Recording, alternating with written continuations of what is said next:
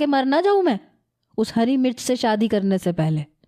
ہاں بھابھی بنا سکتا ہوں میں۔ حماد کی بات سن کے میرا جی چاہا اس کا گلا دبا دوں۔ میری والدہ کہنے لگی تماشا تم نے ہی کھڑا کیا تھا اور اب اس تماشے کو نکاح نامے پہ سائن کر کے اختتام بھی تم دو گے۔ میں نے کہا سوچ ہے آپ کی۔ یہ کہتے ہوئے میں نے بائک کی چابی پکڑی۔ میری ماں نے مجھ سے موٹر سائیکل کی چابی چھین لی، کہنے لگی بیٹھے رہو یہاں پہ، خبردار جو تم کمرے سے باہر نکلے۔ حماد کہنے لگا اماں مجھے اس کا ارادہ ٹھیک نہیں لگ رہا۔ میری والدہ کہنے لگی مجھے بھی کچھ ایسے ہی لگ رہا ہے۔ میری والدہ اور حماد کمرے سے باہر چلے گئے۔ میں ابھی سوچ ہی رہا تھا کہ یہ کون سی نئی مصیبت میرے گلے پڑنے والی ہے جب اچانک مجھے باہر کنڈی لگنے کی آواز آئی۔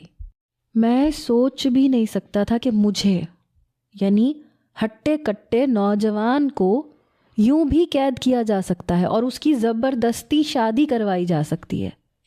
میں بھی سوچ چکا تھا مر جاؤں گا، فنا ہو جاؤں گا، لیکن اس لڑکی کو اپنی بیوی کبھی نہیں بناؤں گا۔ مجھے انزلہ سے پہلی ملاقات یاد ہے۔ وہ دن میری زندگی کا منحوس ترین دن تھا۔ ڈور بیل یوں بج رہی تھی جیسے کوئی ہاتھ رکھ کر اٹھانا بھول گیا، اور میرے گھر کا ماحول یہ تھا کہ ہر کوئی اس آسرے پہ رہتا تھا کہ اور بھی بہت سے لوگ ہیں، کوئی نہ کوئی دروازہ کھول دے گا۔ اتفاق تھا کہ میں ابھی آفس سے آیا تھا اور مجھے پتا تھا کہ سب ایک دوسرے کی شکل ہی دیکھ رہے ہوں گے۔ میں جلدی سے کمرے سے باہر آیا، سامنے لاؤنج میں بیٹھے اپنے چھوٹے بھائی کو دیکھا جو ٹی وی یوں دیکھ رہا تھا جیسے